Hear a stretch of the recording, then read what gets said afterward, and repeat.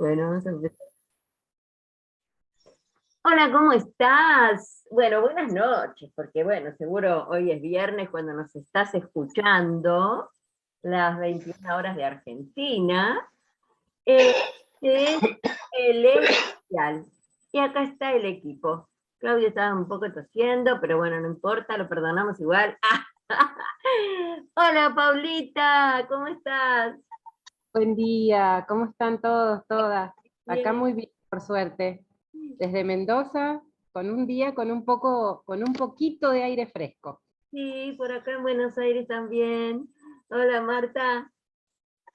¿Qué tal? Buen día, ¿cómo están? Ahí está, Lindo desperezándose. día hoy. Sí. Muy Claudio, lindo día. ¿qué tal? ¿Cómo andás? De vacaciones, así que estoy contento y bien. Ah, mira vos. Sí, bien, bien.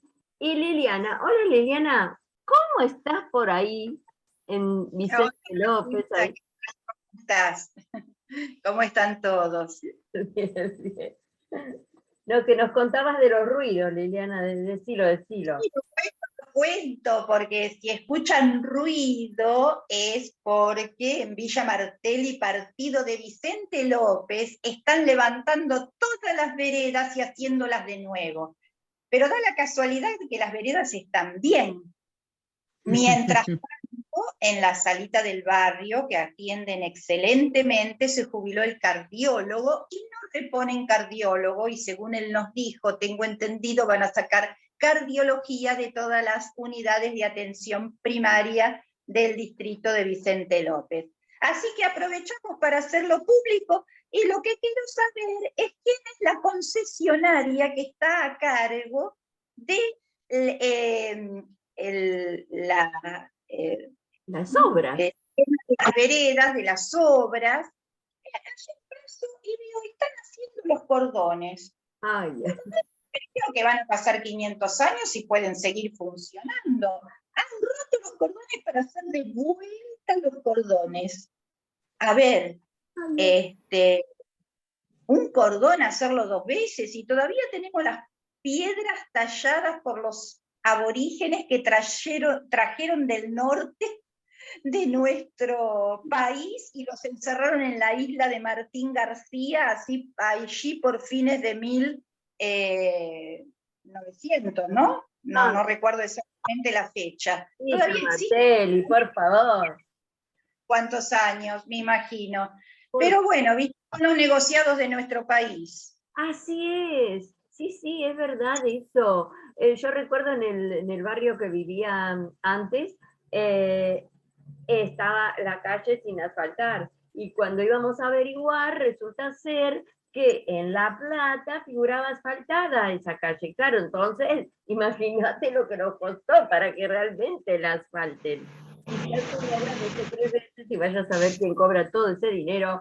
Pero bueno, vamos a empezar con este La programa. cuestión es que la asfaltan, pero arriba le ponen tierra para que no se la roben el asfalto. Ah, debe ser. Claro, lo asfaltan y arriba le echan tierra para que no se roben el asfalto. Nos reímos por no llorar. Esto es resignación. En fin. Amanda no entra hoy porque tiene una presentación. Le damos saluditos, besitos, mucho éxito en su presentación. Ivonne seguro que va a entrar en un ratito. Como te decía, estás en Conciencia Top New y este es el equipo del especial. Y te contamos que hoy vamos a conversar sobre sexualidad y discapacidad y cómo se nos vino este tema, como dijimos. Ya otras veces hemos hablado de este tema, en otros especiales, pero esta vez lo quisimos encarar porque a raíz de una inquietud de Ivonne Ronquillo. Ustedes saben que Ivonne es de Ecuador y ella está a cargo de una institución donde trabaja con discapacitados, pero por medio del arte. Y es una persona que lo hace con mucho compromiso, dedicación, preocupación y ocupación, ¿no? Además de eso. Y nos comentó en un audio su inquietud. En ese audio que vemos si sale y se escucha bien, ustedes me dicen. Y si no, lo comentamos directamente. Vamos a probar si el audio de Ivonne sale, porque menciona algunas cosas importantes sobre el tema discapacidad y sexualidad. Creo que entró alguien aquí. Vamos a ver si encontramos el audio de Ivonne. Acá está. Buenas noches, un gusto saludarlos. Ustedes me dicen si se escucha, si no... Quisiera también plantear otro tema que es... Bien. Bueno, Es una pena, no podemos escuchar bien el audio, pero lo vamos a comentar. Ivonne nos decía que entre sus alumnas y alumnos de esta institución, ella lo menciona como demasiado, se relacionan sin tabúes, las chicas tienen sexo con diferentes compañeros, sin ninguna preocupación, porque Ivonne utiliza el término ligadas, se ve que en Ecuador es el término que utilizan para el control de la natalidad, sería algún control para no quedar embarazadas. Entonces, como están ligadas, no tienen problemas y tienen sexo libremente con sus compañeros, con diferentes jóvenes. Pero además, ahora vamos a ver que ustedes pudieron captar de este audio muy interesante. Ivonne nos menciona que, por ejemplo, una de las jovencitas, por un desencuentro amoroso, porque este jovencito ya la había llevado a su casa, le había presentado a la familia, pero luego o la deja y no le habla más, entonces ella decide cortarse las venas. En cambio también otro joven se toma pastillas por un desencuentro amoroso. También cita la preocupación de los padres, pero también Ivonne nos dice que no hay claridad en las informaciones. Ella se encuentra como que no tiene los recursos para abordar esto con los jóvenes y con la familia. O sea, hay muchas dudas y nos pide una ayuda que nosotros en este conversatorio vamos a tratar de poner nuestra opinión, nuestra experiencia al respecto. También nos menciona de una jovencita que desaparece a las 3 de la mañana de la casa. O sea, la preocupación de esa familia. Porque esta jovencita desaparece a las 3 de la mañana, seguramente se va a la casa de su amor, de su jovencito, y bueno, a tener sexo con él y vuelve a cualquier hora.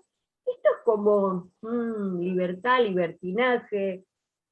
Pero bueno, aquí está la preocupación de Ivonne. Vamos a ver, después yo tengo algunos elementos que he sacado también, pero vamos a dar vuelta al panel a ver qué les pareció este audio y qué pueden aportar sobre ello. A ver, Paula.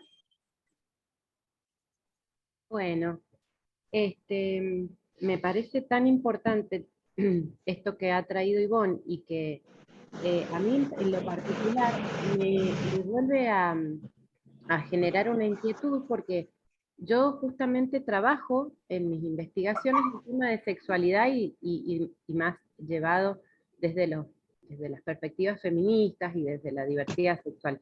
Y siempre me encuentro con la misma pregunta, ¿no? Que es, ¿qué decimos y qué espacios nuestra sociedad y nuestra cultura provee para la sexualidad en las personas con discapacidad? Y sigo pensando que hacemos muchísima agua en ese aspecto. Y me refiero a decir a qué decimos y a dónde, porque me parece que esas son las dos cositas que a mí me gustaría poder problematizar hoy.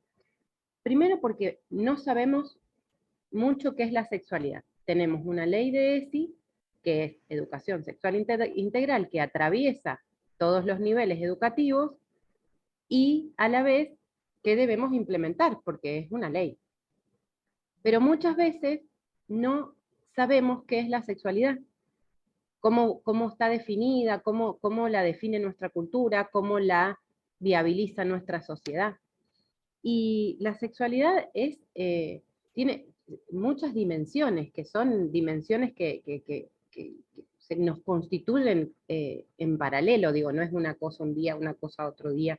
La sexualidad es nuestra identidad, nuestra intimidad, el género, por supuesto, la atracción sexual, el sexo biológico, lo orgánico, ¿no? Porque más que biológico es lo orgánico también, nuestras preferencias, bueno, una serie de dimensiones que confluyen para que, digamos, la sexualidad sea lo amplio que es en realidad.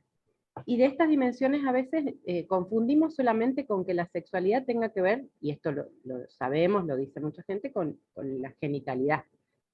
Bueno, nos quedamos con eso, la sexualidad no es genitalidad solamente, y qué sé yo. Bueno, perfecto, ¿qué es? Y entonces ahí a mí me gusta pensar en que cada cultura organiza de alguna manera su sexualidad, y como dice Foucault, que es uno de los investigadores que por los años 60, 70, 80, en Francia decidió hacer un gran trabajo sobre la sexualidad de la humanidad, él dice que la sexualidad no es un tabú en realidad, que la sexualidad está muy dicha, que la sexualidad está muy organizada. Y es cierto, porque, por ejemplo, en una de las etapas y en las épocas, más bien de las épocas de la historia en donde la sexualidad tuvo una gran prohibición, que fue en la época victoriana, fue donde crecieron las terminologías sobre sexualidad, donde se nombraron las partes sexuales, los órganos y demás. Entonces hay algo respecto de lo que creemos que es tabú, pero que en realidad está muy dicho. Y esto se refiere a que hay una organización sobre nuestra sexualidad. Y a mí me parece que ahí hay algo que es importante para pensar en los espacios que trabajan con personas con discapacidad. Hay una organización que nos permite a nosotros nombrarnos con un género, entender en nuestra cultura qué es la intimidad, porque la intimidad para nosotros, a lo mejor digo en la Argentina, tiene que ver con que tengamos un baño para público, por ejemplo, cuando vamos a la escuela, y entonces está organizado por 2 géneros. Entendemos que nuestra intimidad es tapar para las mujeres nuestro torso, cuando para los varones no. Bueno, la intimidad en sí tiene que ver con algo cultural que en otras culturas puede no ser para nada de la misma manera. ¿Y por qué quiero decir esto? Porque parece que no está dicha la sexualidad, y sin embargo está llena de dispositivos culturales. Esos dispositivos culturales formatean nuestra forma de ser sexualmente. Cómo nos nombramos, que ahora, por ejemplo, en nuestro documento nacional de identidad podamos, por una ley muy reciente, tener una identidad disidente de la que es dentro de la norma heteronormativa, digamos, es muy reciente. Pero todo está nombrado. Tenemos ginecólogos, obstetras, muchas especialidades dentro de la medicina que se ocupan de eso, que nombran nuestras partes, que se habla de, hay un tipo de pornografía, etc. Todo esto es lo que normativiza nuestra sexualidad. Entonces, si nosotros pensamos que tenemos esa cantidad de dispositivos para nuestra sexualidad, cuando hablamos de discapacidad, esto es muy posible que no exista. Yo no soy una especialista en el tema de discapacidad, pero lo que sucede y lo que creo que es lo que nos tenemos que plantear es que aquello que nosotros, las personas típicas, va a decir Esther Díaz, que es una de las filósofas argentinas, por suerte, muy bueno que esté aquí, que ha sido profesora de la UBA y que es una investigadora también de sexualidad, recientemente está trabajando con sexualidad en discapacidad. ¿Dónde, no ella, sino las personas con las que está trabajando, dónde viabilizamos la oportunidad del placer para las personas con discapacidad? Porque nosotros tenemos muchos espacios para viabilizar las personas típicas, tenemos espacios, tenemos cine, tenemos películas, tenemos formatos eróticos, distintas cosas, ¿no? Y hay algo que está como asociado a infantilizar la sexualidad en las personas con discapacidad y a por ahí a pensar que hay que resguardar, que cuidar. De no decir, ¿no? No, como que no hay entrenamientos. Claro, claro.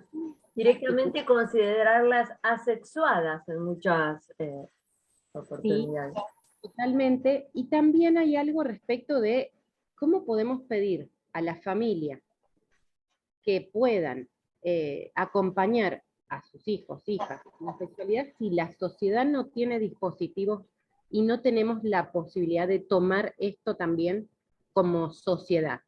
Me refiero a lugares, me refiero a, de la misma manera que lo hacemos con otras personas. Exacto, ¿no? exacto. Entonces, esa es como la pregunta que yo quisiera traer. Perfecto. ¿Qué decimos y dónde? Gracias. Y una pequeña nota que ella comenta, Esther Díaz, que quisiera recomendar también que la busquen, porque es bueno que tengamos esta persona trabajando esta temática en la Argentina.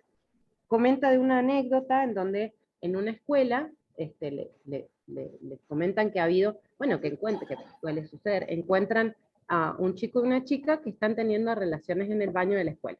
Ajá. Entonces, hablan con ellos y les dicen, bueno, esto está bien, está perfecto, pero no es aquí, lo mismo que haríamos tal vez todos nosotros, ¿no? Es decir, esto requiere de un... Y entonces los chicos le dicen, ¿entonces dónde? Y a mí me parece que ahí está el punto. Ellos le preguntan, ¿y entonces dónde? ¿Dónde? Porque... repetime, Paulita, repetime el nombre de la profesional que nos estás, de donde Se sacaste. llama Esther Díaz. ¿Cómo, Esther cómo? Díaz. Esther Díaz. Ajá. Esther Díaz es una filósofa, conocida como filósofa punk acá en la Argentina, porque es una mujer que ya tiene 80 y pico de años, pero que ha trabajado Claro. muy filosamente este tema y tiene una claridad y trabaja sobre el placer. Entonces, a mí me parece importante que pensemos dónde, ¿no? Eso como primer pregunta. Claro, vamos a seguir. Ay, ay, ay, cuántas cosas, cuántas preguntas, cuántas situaciones. Yo creo que todo parte de también de pensar cómo fue, cómo es nuestra propia sexualidad, ¿no? Y cómo la hemos ido desarrollando y evolucionando. Vamos a seguir con el panel porque esto trae bastante para decir. Lili. Sí, me resulta muy interesante todo lo que dice Paula del punto de vista cultural, ¿no?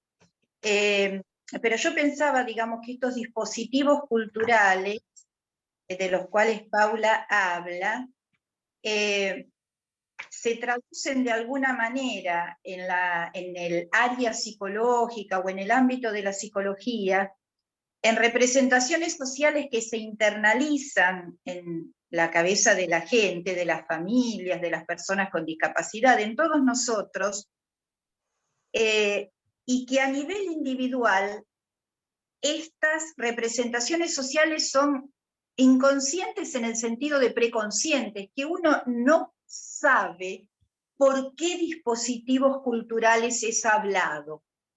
Y que la única manera, digamos, de sacar a la luz estas cuestiones, en general, como cualquier representación social, es en grupo, decir lo que nos está sucediendo, ponerlo en palabras y confrontar diferentes opiniones, diferentes ideas, como manera de, por ahí, modificar alguna de estas representaciones sociales.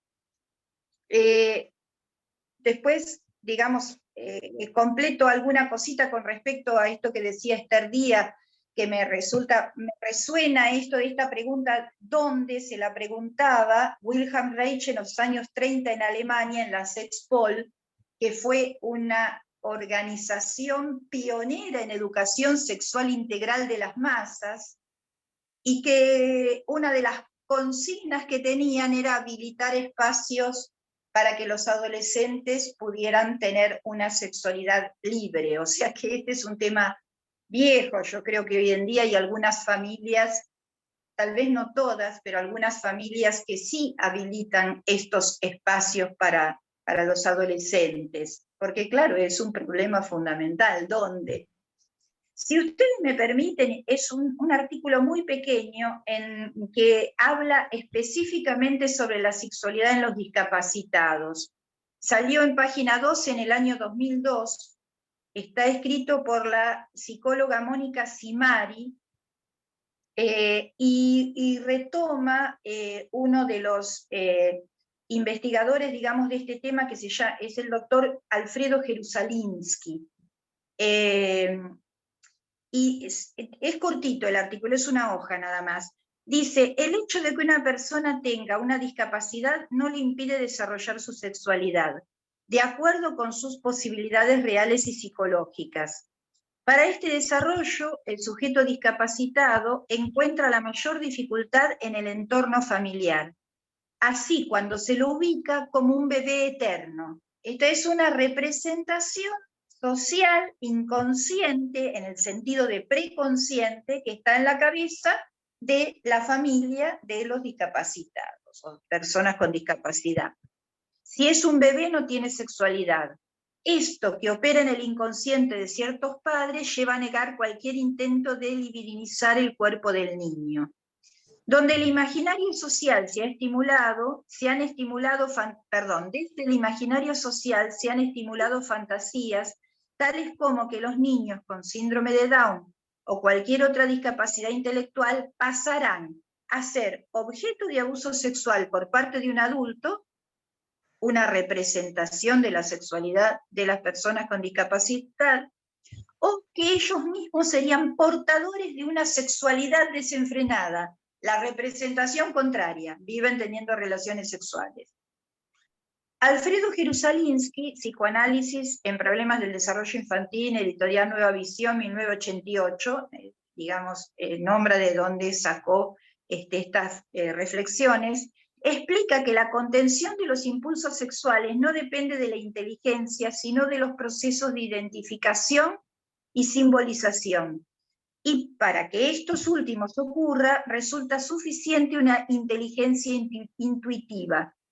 Además de tanto insistir en el temor, el hijo acaba por temer aquello que horroriza a los padres. Me parece que hay cosas muy importantes acá. Digamos, la sexualidad en todo el mundo, capacitados y discapacitados, se construye por identificación. ¿Qué quiere decir esto? Por imitar, por mirarnos en el entorno más cercano, mamá, papá, hermanos, etcétera, etcétera.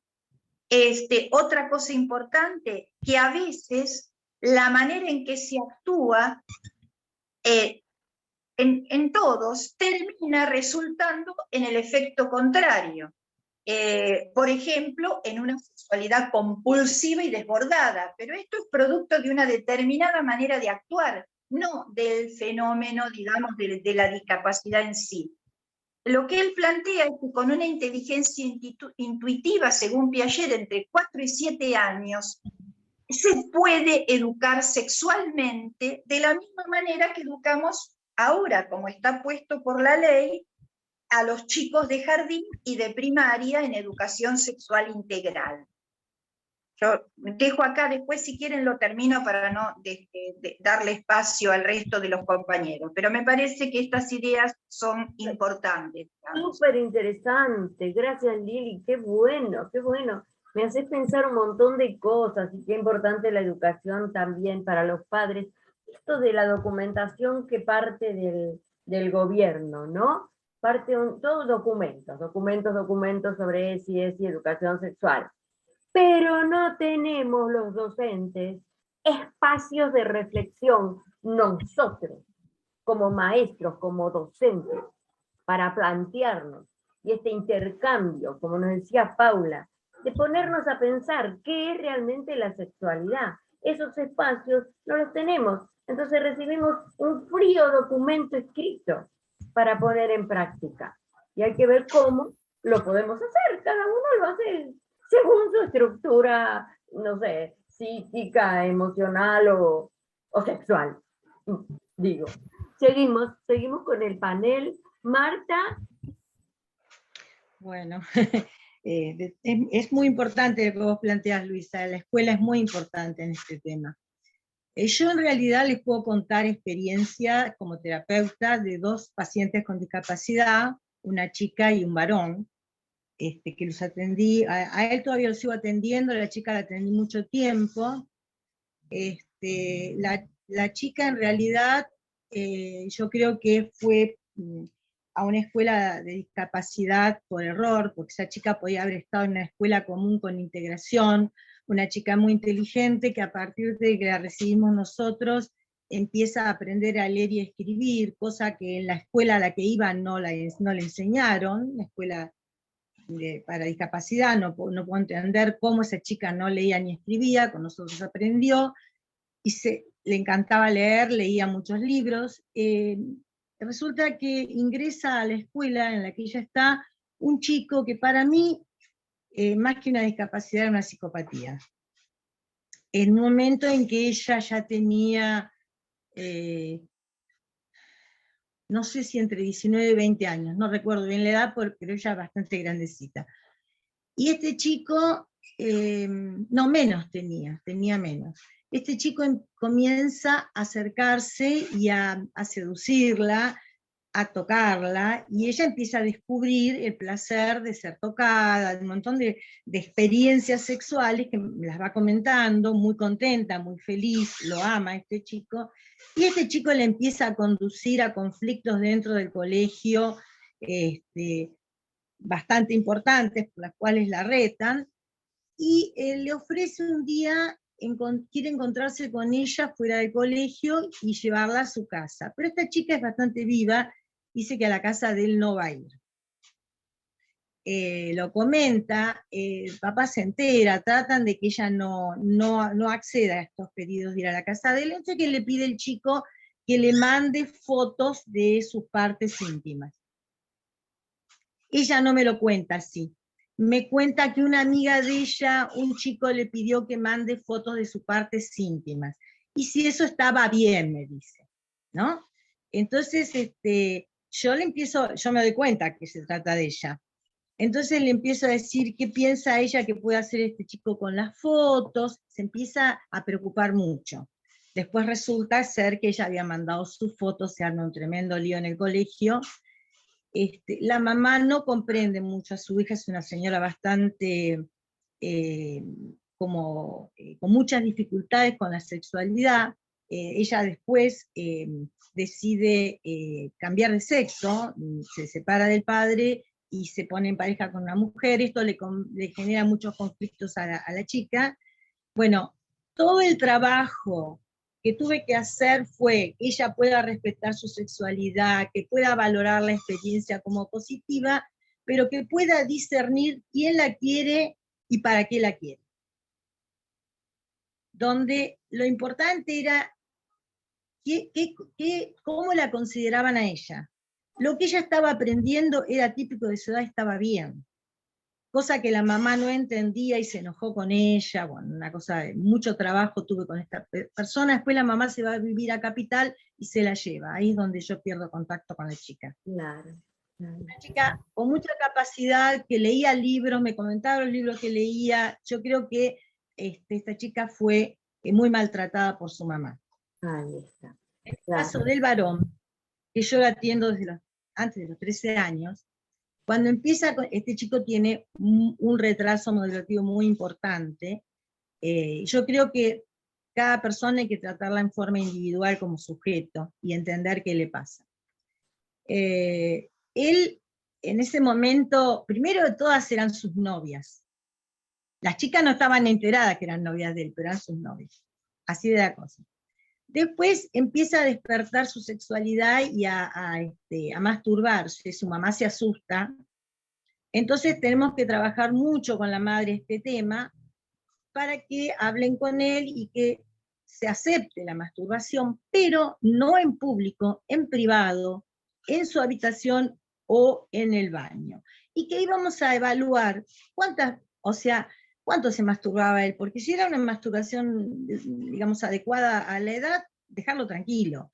si había un exceso de masturbación estaba viendo otro problema. No, este chico nada más se masturbaba de vez en cuando él quería, y muy respetuoso, un chico que acepta los límites, pero ahora ya tiene 26 años, y ahora sí tiene novia.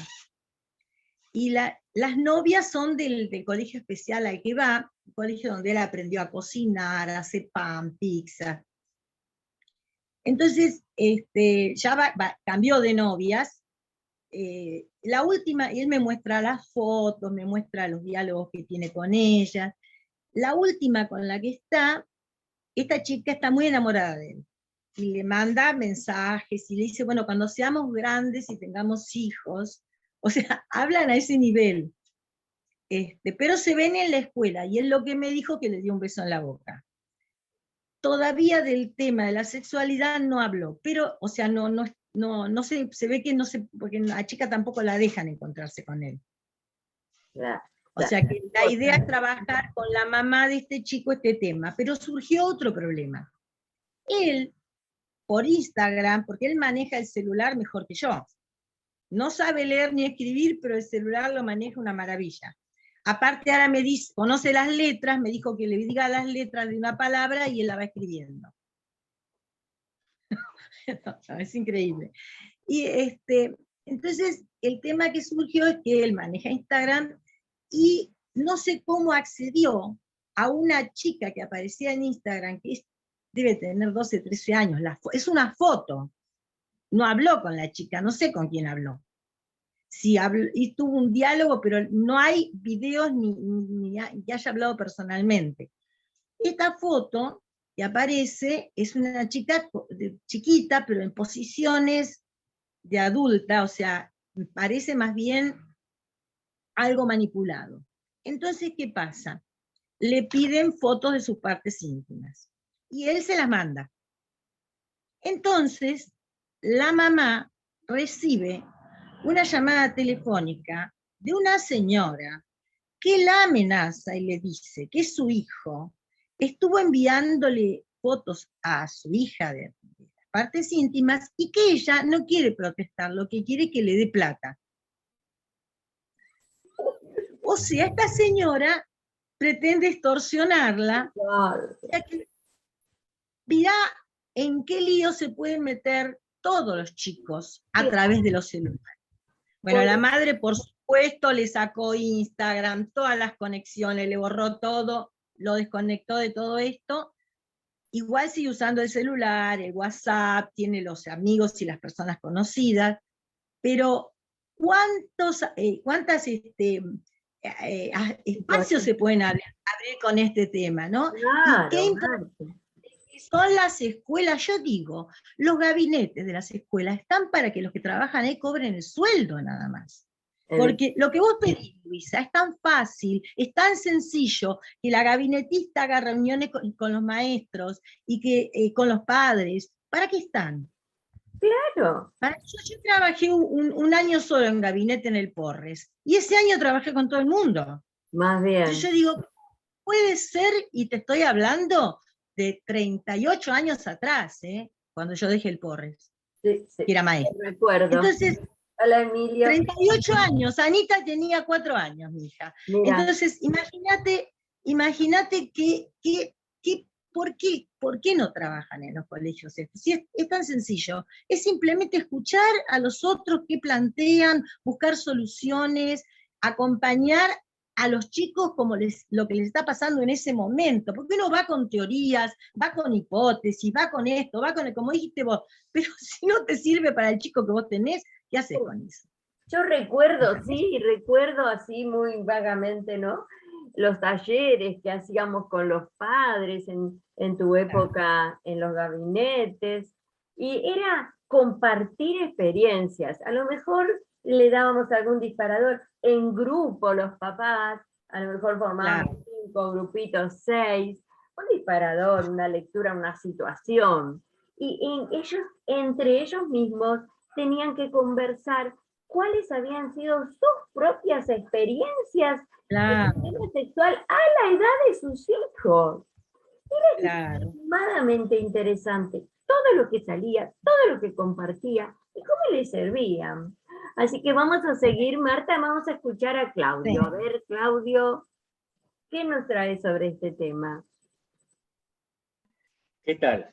No, yo pensaba ayer, lo conversaba con unos amigos, en el siglo V, VI antes de Cristo, entra en el pueblo hebreo una figura a la que llamamos querubín. Vienen de los pueblos vecinos, ¿no? Los querubines eran seres mitológicos que cuidaban los templos o los palacios, ¿no? Que tenían cuerpo de león, patas de toro, alas de águila y cara de seres humanos.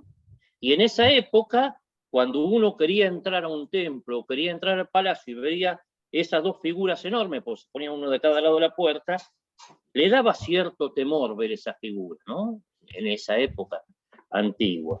Después las cosas fue cambiando, y en la Edad Media, cuando hablamos de querubines, incluso hoy la iconografía los transformó en angelitos bebés regordetes con caras de simpáticos, y eso es lo que nosotros vemos como hoy en día, incluso como un querubín. ¿Qué es un querubín? Un ángel bebé con cara de gordito y ojos de inocente, ¿no? Y cuando hablamos de sexualidad, pensamos que un chico con discapacidad es ese angelito con cara de regordete, con ojos de inocente, ¿no? Cuando todos tenemos una sexualidad de querubín con cuerpo de león, patas, o sea, todos tenemos ese animalito adentro, pero los chicos con discapacidad no. Ellos son los inocentes, los buenos, ¿no? Entonces, cuando hablamos, por ejemplo, de un chico con síndrome de Down, lo primero que decimos son angelitos, ¿no? Son angelitos, son inocentes, son cariñosos, y todo lo que hablamos de las personas con discapacidad tiene que ver con lo asexuado, ¿no? Exacto. Que no tienen sexo, ¿eh?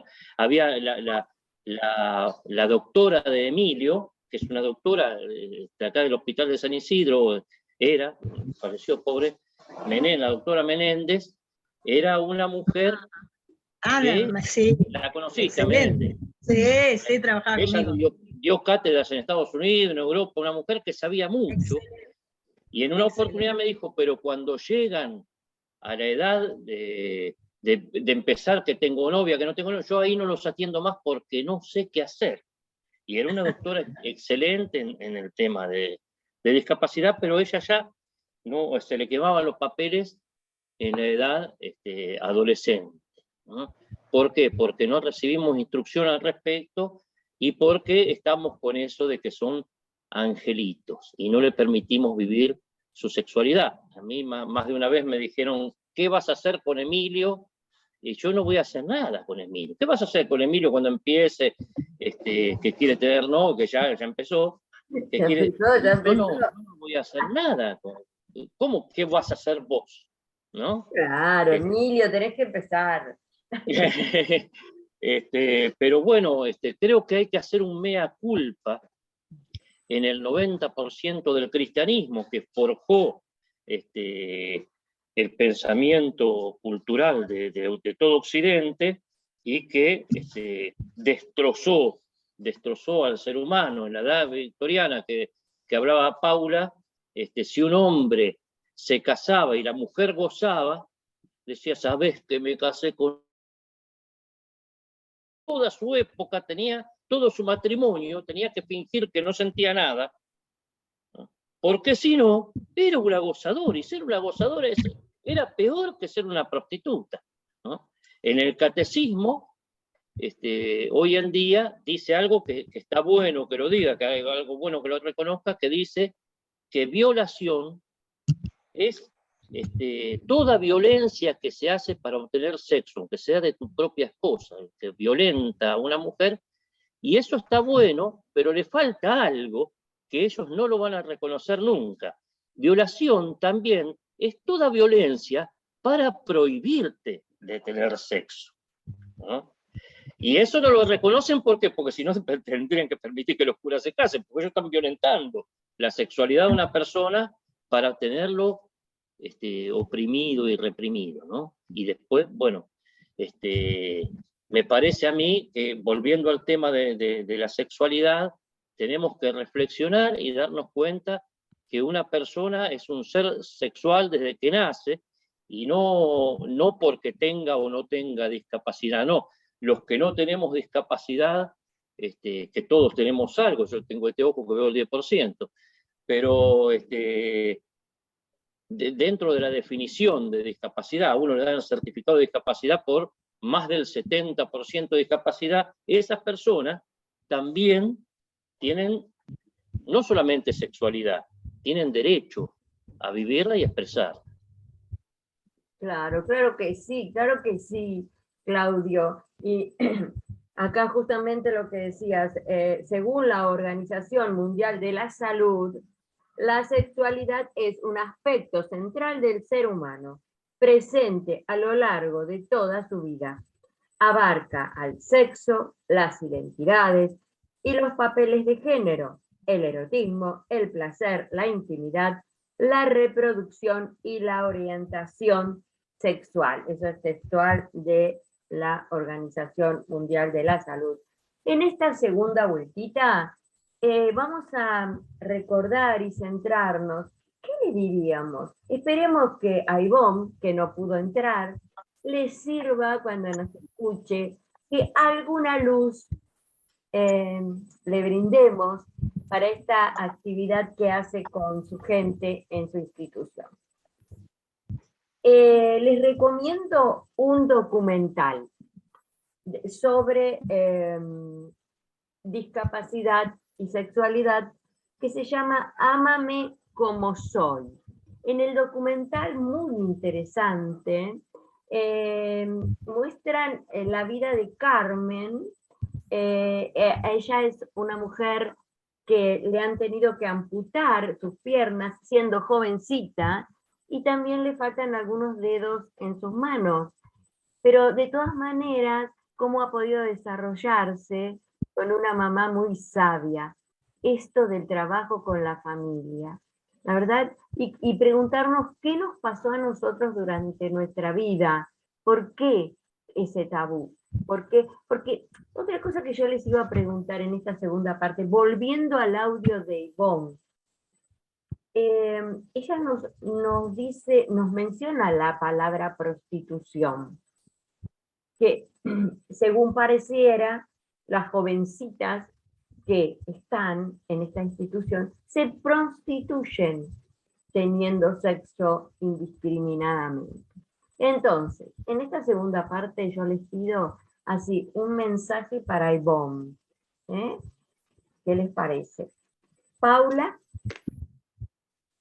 Bueno, buenísimo lo que nos traes, Luisa, para repensar en esta vuelta. Yo, en diálogo un poco con mis compañeras y Claudio, que están trayendo cosas interesantísimas, reflexiones, me parece que me voy a detener en algunas cositas para ver si podemos aportar, pero algo que me parecía sumamente importante, que traía Claudio y que también Lili y Marta, es esto de que a quienes les permitimos el goce en nuestra cultura y en nuestra sociedad, ¿no?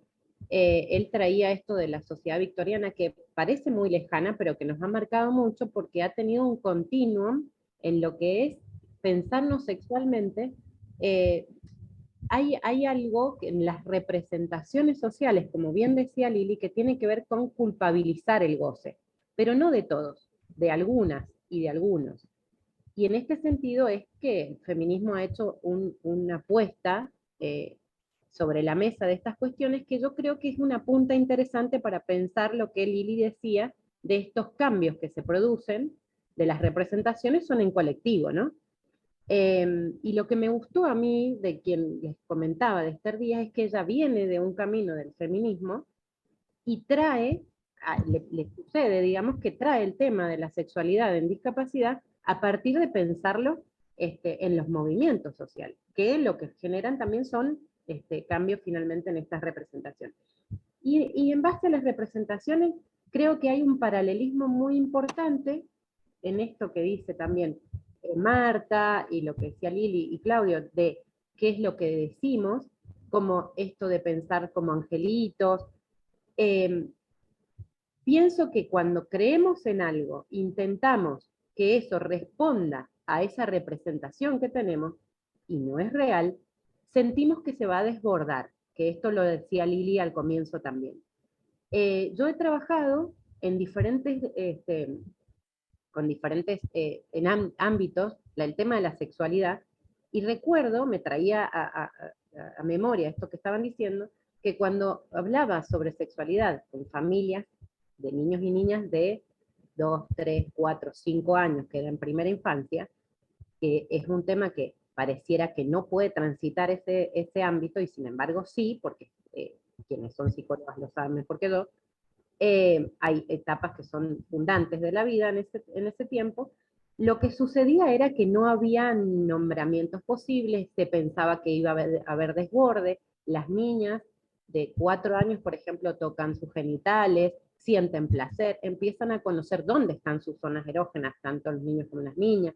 Siempre digo esto, la sexualidad nacemos como seres sexuados.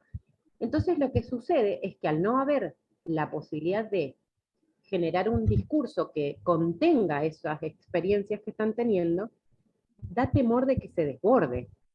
Y yo ahí es lo que me pregunto, ¿qué tememos que se desborde? Si en realidad no estamos generando un discurso contenedor de lo que está pasando, si como adultos, adultas, no tenemos la posibilidad de comprender y nos atemoriza que haya un descontrol. Y esa figura del descontrol en la sexualidad es algo cultural. Esto Foucault lo dice muchísimo y hace este recorrido que dice Claudio también, ¿no? Para mostrarnos que hay, culturalmente hay algo que se dice y es la prohibición. Y que dentro de lo prohibido, cuando pensamos en ciertas personas que creemos dentro de nuestra cultura que no son posibles de ser gozantes, es descontrol. Y esas personas históricamente han sido las mujeres, los niños y las personas con discapacidad, o los enfermos mentales, como, ¿no? Entonces se generaron un montón de dispositivos en nuestra cultura, que es lo que yo decía al comienzo, que son instituciones sociales, como fueron los manicomios, como son, ¿no? Como, ¿cómo tratamos eso? Bueno, lo ocupamos en lugares en donde los corremos. Y la sexualidad en las personas con discapacidad está aconteciendo continuamente en estos espacios, pero culturalmente y socialmente no estamos hablando de eso. Seguimos dejándolo a espacios. Marta decía, esto sucede, las personas tienen que trabajarlo ahí, yo lo he trabajado, claro, ahí, y el resto no lo habla. No podemos generar discurso, tanto como el discurso de la sexualidad en la infancia. Todo esto tiene una historia muy pesada sobre nosotros. Y yo quisiera dejar esta reflexión para las familias y tanto para todos nosotros, que es, ¿qué decimos? ¿No? ¿Qué es lo que decimos para que estas representaciones sigan siendo parte de nuestra cultura que se viabiliza en institución? ¿Qué decimos? ¿Qué vamos a seguir diciendo? ¿Vamos a seguir reproduciendo? ¿No vamos a decir con claridad? ¿No vamos a poder hablar de esto con claridad? Para que haya espacio para que la familia ampliada, tanto tíos, abuelos, primos, puedan contener a las personas con discapacidad y su sexualidad, para que las instituciones sigan segregando el tema. Eso me parece que sería importante como responsabilidad social. Ahí en Francia hay una peli también, y que me gustaría después, cuando subamos esto a YouTube, Luisa, poder poner el link porque no lo encontré para hoy, pero hay una película que cuenta también, muy reciente, traigo ¿no? esto de que dice Lili, hay instituciones que se ocupan de esto también, pero que tenemos que ponerlo más en lo cotidiano, ¿no? Y hay una peli que muestra una institución en Francia actualmente que provee espacios oportunos para las personas con discapacidad motora, que es muy complejo para generar la oportunidad, porque ahí sí necesita una asistencia concreta, física, y que es muy interesante la escena, ¿no? Donde hay habitaciones y hay quienes acompañan, posibilitan el espacio y dejan, ¿no? Como la intimidad. Entonces todas estas cosas digo, ¿dónde las hablamos? No las estamos hablando. Esto está quedando reducido a los espacios de quienes son profesionales y están trabajando con esas personas y que también sienten una gran soledad y un desconcierto como a todos nos pasa, porque no nos estamos haciendo cargo como sociedad para mí. De ESI hablamos mucho, pero no sabemos qué es sexualidad. Entonces ahí hay algo que es fundante de nuestra cultura. Bueno, ese es mi aporte por ahora, pero bueno. ¿Y cuánto material que tenemos? La verdad que yo había seleccionado bastantes textos, pero preferí escucharlos a ustedes porque, miren, está entrando Ivonne, mi amor, ya casi terminando el programa. Es que como yo les dije, en Ecuador son 2 horas antes. Antes de seguir con vamos a saludarla. Buen día, Ivonne. Buen día, buenas noches, según como nos estés escuchando. Si nos escuchas los viernes, es buenas noches, o los sábados. Fíjense esta parte, antes que Ivonne coloque su micrófono. Esto también lo saqué del ESI. La educación sexual también transcurre a través de las palabras con las que en una familia se habla de algunos temas. Fíjense las cosas simples. ¿De dónde? ¿Por qué vienen los niños? ¿Cómo ha sido el comienzo de una historia de amor? ¿Cuánto alguien sufre cuando es rechazado? Cuando hablamos en familia de estos temas, estamos haciendo educación sexual. Pero cuando no hablamos, también estamos emitiendo mensajes sobre la sexualidad.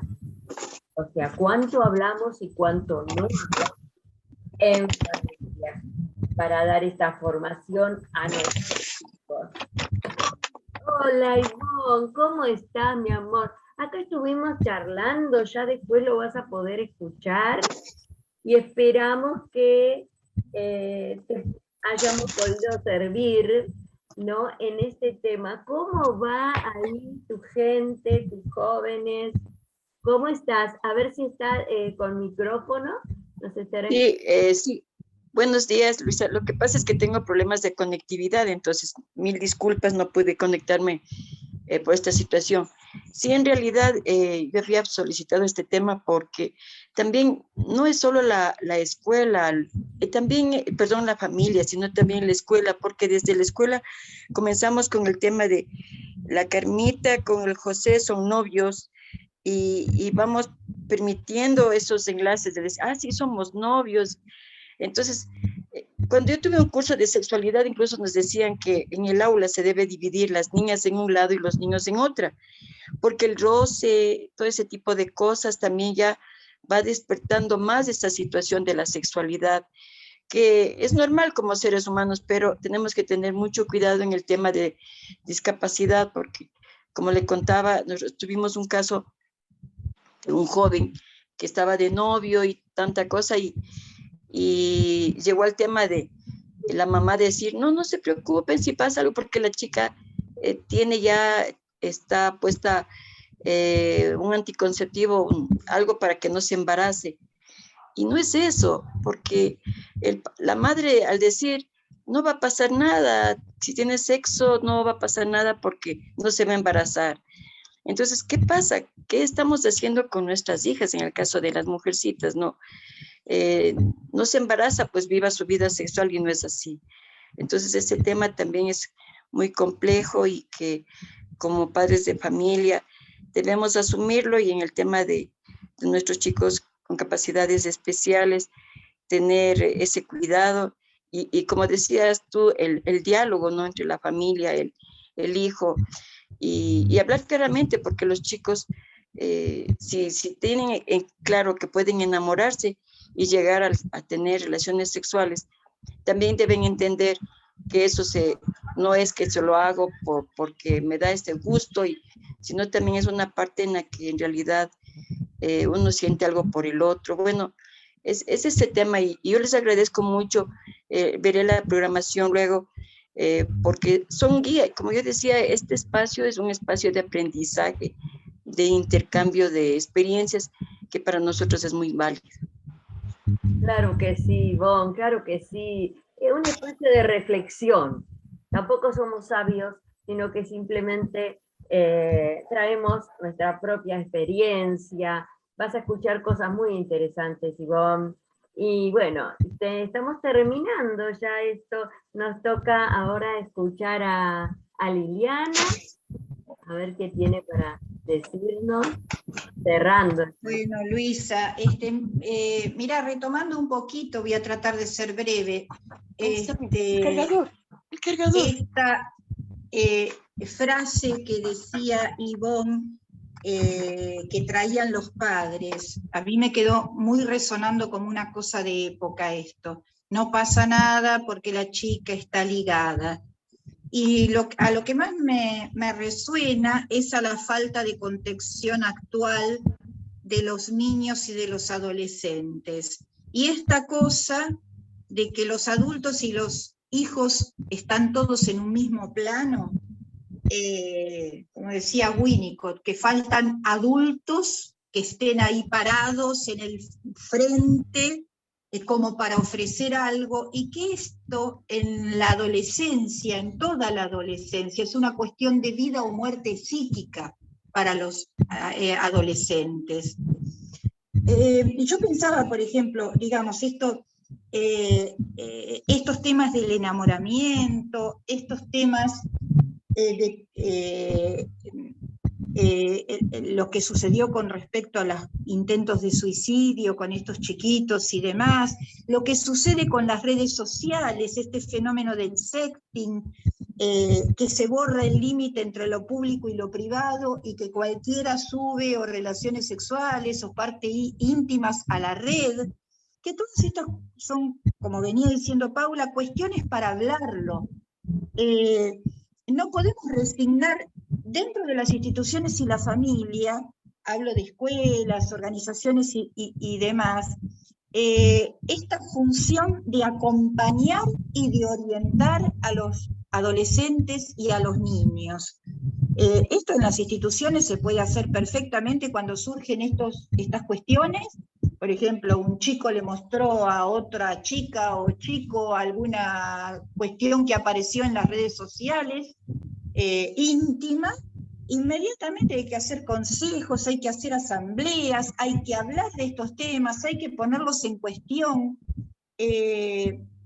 porque bueno, a todas las cuestiones tradicionales que no se han hablado sobre la sexualidad y por ende se siguen repitiendo, se suman todos estos fenómenos actuales de dilución de lo público y de lo privado, y que lo privado termina apareciendo en cualquier lado y que hace daño, y que no hay límites con respecto a esto. Bueno, a mí me parece, digamos, y aparte hay otra cuestión con respecto a lo que decía Ivonne, no está solo el tema del embarazo, está el tema de los cuidados alrededor del HIV. Entonces, hay que hablar de estos temas, no se los puede dejar a cualquier chico o a cualquier adolescente solo. Claro. Como antes, que lo que cualquiera de nosotras puede decir, lo que aprendió no lo sacó ni de la escuela ni de la casa, lo sacó de la red de amigos y de alguno que con alguna lucecita de preguntarle a algún médico que lo informara. Yo creo que sigue habiendo algo que no se ha modificado, todavía no se hablan de estas cuestiones en las instituciones y en la familia. Es eso, hay que acompañar, hay que orientar.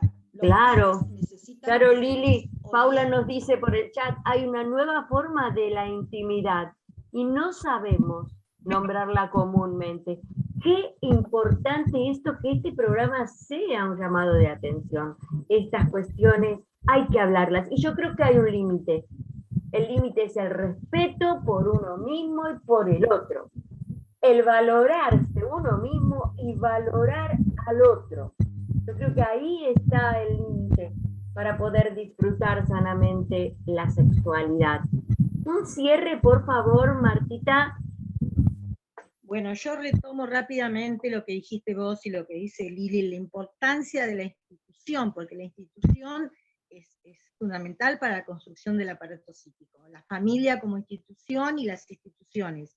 Por supuesto que si la institución sirve para reprimir y prohibir nada más, estamos ante el no permitir el goce, entonces aparece la compulsión, las reacciones descontroladas. Pero la prohibición, cuando es acá no, pero acá sí, es una prohibición que organiza. No es que prohíbe, sino que acá no se puede, pero se puede acá. Da lugar a la sublimación, da lugar a que vos puedas ser creativo, puedas hacer cosas en otro lugar y no donde no está permitido. Entonces, este es el trabajo que hay que hacer con los chicos. Y para eso están las instituciones y los padres. ¿Qué es lo que se puede, qué es lo que no se puede, por qué no se puede? Permitirle que tengan un lugar donde desplegar la creatividad, que es lo que hace Ivonne. Les permite pintar, dibujar, pueden cantar, bailar, hacer muchas cosas, porque la sexualidad puede ser placer, pero también es expresión de afecto. Entonces, si solamente la limitamos al placer, se transforma en una compulsión, donde termina siendo una adicción. Claro. En cambio, si... Ivonne tiene serios problemas de conexión, así que entra y sale. Y bueno, en este cierre también, qué importante lo que nos dijo Lili, sobre todo el tema de los adultos y el papel de los adultos, ¿no? Abordar este tema con los hijos y desde la institución abordarlo también, tal vez con especialistas, tal vez con espacios de reflexión entre los padres. Que seguramente se van a salir conclusiones importantes. Claudio, un cierre, por favor. Sí, así pequeñito. Ahora vienen las fiestas y todas las familias dicen lo siguiente: de fútbol y de política no se habla, ¿no? Y esto tiene relación con lo que decía Liliana, que de las cosas públicas no se habla, se hace privado. Y después ponemos a Tinelli y vemos un candidato a diputado hace 4 o 5 años atrás, metiéndole la mano en la cola a una chica semidesnuda. Lo privado se hace público, a la mujer se cosifica y de lo público no se habla, ¿no? Y esta mezcolanza nos hace mal a todos. En Argentina hubo una legislación hasta hace muy poco tiempo, hasta hace no sé cuánto, 10, 15 años atrás, que decía que todo discapacitado era un niño eterno. Y el adulto siempre era el que decidía por el chico, que podía tener 40 años, era un chico, ¿no? Hoy los discapacitados pueden llegar a tener una vida adulta, y después de que son adultos, pues según su discapacidad y su dependencia que tenga un adulto, nosotros ya no le podemos decir nada, no podemos dirigirle, podemos decir mil cosas, no podemos dirigirle la vida, de decir, bueno, esto se hace de esta forma o esto se hace de otra, ¿no? De tener, tampoco, bueno, los chicos pueden tomar sus propias decisiones en cuanto a mí cuando me dicen que mi hijo, porque es síndrome de Down, es el nene bueno, yo digo siempre, él tiene la posibilidad de ser malo si quiere, ¿no? Lo quisiera que sea malo, pero él tiene la posibilidad de decidir sobre su vida, no porque tenga síndrome de Down va a ser bueno, angelito y cariñoso. Él tiene la posibilidad de elegir, ser cristiano como su padre, o hacerse budista o ateo. Entonces, introducirlo a mi moral, porque yo he decidido ser protestante, no es correcto, ¿no? Permitirle que los chicos vayan aprendiendo a definirse como seres libres. La legislación dice algo que es interesante, que las personas con discapacidad, los seres humanos con discapacidad, tienen derecho a la sexualidad. Y esto, aunque parezca y a la reproducción, aunque parezca una estupidez, recordemos que hace muy poquito tiempo atrás, Fujimori en Perú empezó a quitarle la posibilidad a las mujeres pobres de que lleguen a ser madres, ¿no? Y de cuántas mujeres mutiló para que no porque eran discapacitadas, simplemente porque eran pobres. Entonces eso lo tenemos que tener bien en claro para que no suceda de nuevo y no suceda, por supuesto, con las personas más vulnerables, que en este caso, hablando, son los pobres, los discapacitados, etcétera, etcétera, ¿no? Claro. Sí, Claudio, gracias. nos hemos excedido en el tiempo, el que se tiene que retirar tiene el permiso de retirarse, pero como Ivonne la hemos tenido un ratito nada más, yo te quería preguntar, Ivonne, ¿qué tarea, qué trabajo has hecho en tu institución con los padres? ¿Has tenido reuniones con ellos sobre este tema? ¿Qué te han dicho? ¿Has podido hacer esta parte? Sí, sí hemos trabajado con los padres de familia y también ahí es esta reflexión, ¿no? Que desde la escuela es cuando comienzan con el tema de son parejas, son novios, y los chicos comienzan a asumir eso. No es que estamos coartando su libertad, pero sí tenemos que ser nosotros guías como padres, como maestros en el tema, porque hubo un caso en el que un chico la niña le terminó, le dijo que no quería ser su novio, y el chico cogió, se tomó unas pastillas y casi se muere. O sea, son esos casos. Entonces, hay que tener mucho cuidado, hay que ser guía, no quitar la libertad tampoco de que ellos tengan ese enamoramiento. Y ha habido casos, por ejemplo, una niña con retardo mental leve, ella se casó, tiene 2 niñas, entonces, pero es el apoyo como padres de familia también en estos nexos de enamoramiento y de relaciones sexuales. Y los padres están conscientes de esta situación. Ay, por favor, un micrófono que está, a ver, me parece que es el de Claudio, ya lo silencié. Sí, nos decías, Ivonne. Entonces, lo que hemos nosotros como docentes y como instructores, porque, bueno, nuestro centro es de talleres de arte, talleres multidisciplinarios de arte inclusivo, pero trabajamos mucho con los padres. Tenemos, por ejemplo, el tema del arte como generador de integración familiar. Hacemos actividades conjuntas con los padres, hablamos de este tema de discapacidad y hay muchos padres que dicen, no sabíamos, creíamos que era solo algo ingenuo de que sean novios, y entonces se va clarificando el tema y haciéndoles que se vaya concienciando y que tengamos cuidado, que seamos guías en estas relaciones. Eso, mi querida Luisa. Qué bueno, Ivonne. Bueno, muchas gracias por este ratito que pudiste entrar y te dejamos ahora que disfrutes el programa y esperemos que sea de tu agrado. Y bueno, si tenemos que continuar el tema veremos, y si no, pasaremos a otro tema la próxima semana. Bye bye. Gracias Paula Santoni, gracias Liliana Dulbeco, Marta González, Claudio Cruces, Emilio que está ahí y Ivonne Ronquillo. Nos vemos la próxima semana en el especial. Bye bye.